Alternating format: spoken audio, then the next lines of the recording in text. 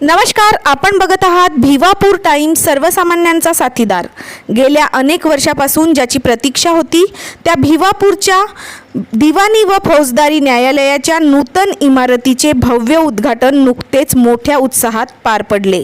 उच्च न्यायालयाच्या न्यायमूर्तींच्या हस्ते हा सोहळा संपन्न झाला। भिवापूरच्या नूतन न्यायालयीन इमारत परिसरात हा उद्घाटन सोहळा पार पडला। या इमारतीचे उद्घाटन मुंबई उच्च न्यायालयाचे न्यायमूर्ती अनिल किलोर यांच्या हस्ते करण्यात आले। या प्रसंगी प्रमुख पाहुणे म्हणून मुंबई उच्च न्यायालयाचे न्यायमूर्ती राज वाकोडे यांची उपस्थिती होती।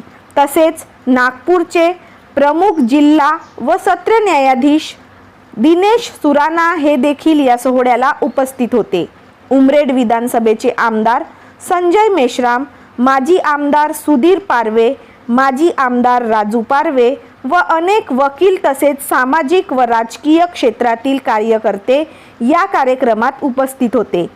कार्यक्रमादरम्यान मान्यवरांनी नूतन इमारतीची पाहणी केली।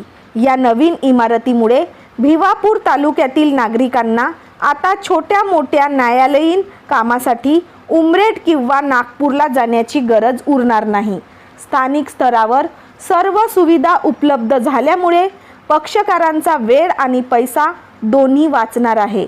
या सोहळ्यासाठी भिवापूर तालुका वकील संघाचे अध्यक्ष ॲडव्होकेट प्रभाकर नागोसे आणि दिवाणी न्यायाधीश सूरज लाड यांनी विशेष परिश्रम घेतले। उद्घाटन प्रसंगी बोलताना माननीय न्यायमूर्तींनी सांगितले की न्यायदान प्रक्रिया ही सर्वसामान्यांच्या दारापर्यंत पोहोचणे ही काळाची गरज आहे आणि भिवापूरची ही नवीन इमारत त्या दिशेने पडलेले एक मोठे पाऊल आहे।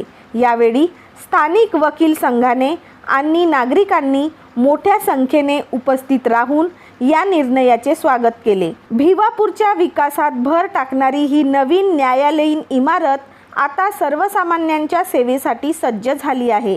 यामुळे तालुक्यातील न्यायव्यवस्थेला मोठी गती मिळेल अशी अपेक्षा व्यक्त केली जात आहे। तालुक्यातील महत्त्वाच्या अपडेटसाठी आजच आपल्या चॅनलला सबस्क्राइब करा। धन्यवाद।